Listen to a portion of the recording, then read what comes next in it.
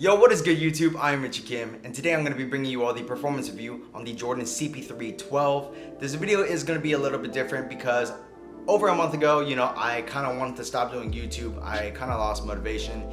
So even though I completed the performance testing for the shoe, I ended up not actually keeping the shoes, so I just returned them.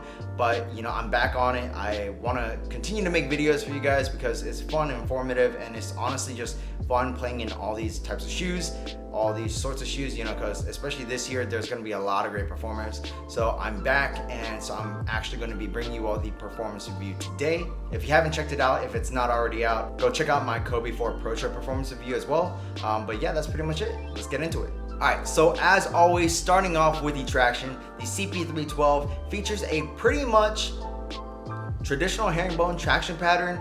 Up in the forefoot area, there is like this rubber piece where it is traditional herringbone, but the rest of the outsole, as you move down towards the heel, it kind of progresses from a herringbone traction pattern to like a very wide slash wavy herringbone traction pattern. And dude, the traction was really nice on this shoe. Like, it's actually really good. Whether I was playing on a dusty court or clean court, I didn't have any problems. On the dustier courts, you will notice that it does pick up just a little bit of dust, but just a very light wipe and you guys are good to go. I have nothing bad to say about the traction. Like, it is squeaky, it's loud, and it bites really hard. If you all don't know, I love traction, and this shoe definitely has it. Moving on to the cushion, the CP3.12 features nothing really special. It has a 4-foot zoom unit, and the rest of the midsole is just Phylon, and it's a kind of stiff Phylon for the most part. So in the heel, you don't get that impact protection, but you get a lot of responsiveness in the heel, which doesn't really make sense to me because, at least I play on my forefoot the most of the time. It just really has no bearing on me for the most part. But up in the forefoot, that zoom unit is super nice. You definitely feel it, and it's great. You get that responsiveness, court feel, but also that bounce, that awesome bounce that zoom provides. So that is awesome.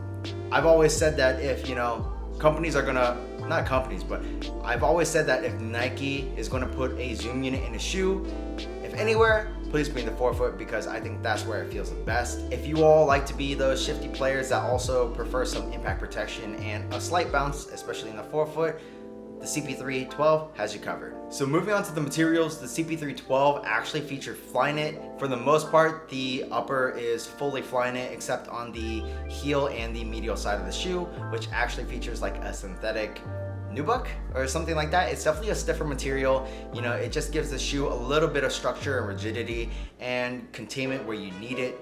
But honestly, the materials for the shoe, especially because it's $100, the Flyknit is super nice, and the synthetic materials don't feel like complete crap. So honestly, like, whatever Jordan Brand is doing with the CP3 models, I hope they apply to future models, because the way that they're implementing the materials into this like price point of a shoe is awesome. For me, I don't really have any complaints about the materials. So moving on to the fit, I think the CP3.12 pretty much runs true to size. For those of you who are slightly wide footers to hella wide footers, try these on in stores if you can, because I did have some like not really pinching pain, but you could definitely feel a lot of pressure around, especially in your forefoot area. For me, it was my like pinky toe area. It does break in quite nicely, so the pain went away, but it's definitely annoying at first. So just keep that in mind if you guys are extreme wide footers or even like slightly wide footers. Try it on in store to make sure you guys get the best fit. Lengthwise, it was true to size for me. So the fit, combined with like the traditional lacing system or somewhat traditional lacing system that the CP3 does have, it does give you a pretty good fit. So overall, I'd say the fit in the CP3 was really good. So moving on to the support, there's nothing really special about the support in the CP3.12. In the heel, you do have a heel counter, although it's not the most firm heel counter. But for me, I didn't have any issues in the heel. Like, I didn't have any heel slippage or anything like that. My ankle felt very secure in the shoe. And in the forefoot, you actually don't have like a huge outrigger either. But I'd say like the base of the shoe is wide enough that you don't have any issues, especially when making those lateral movements. Also, even though that the materials are Flyknit, I'd say that the containment in the shoe is pretty good, which also adds to the support. The CP3.12 does also feature an internal shank plate to help you with that torsional rigidity and stability. Like I mentioned before at one point in this video, the CP3.12 is $100, and for $100 I think the shoe is a freaking steal. And even now, so I tested the shoe like over a month ago, and even now as I'm about to upload this video, whenever you guys decide to see it, it's been a while since it's been released, and the shoe is still sitting on Nike.com.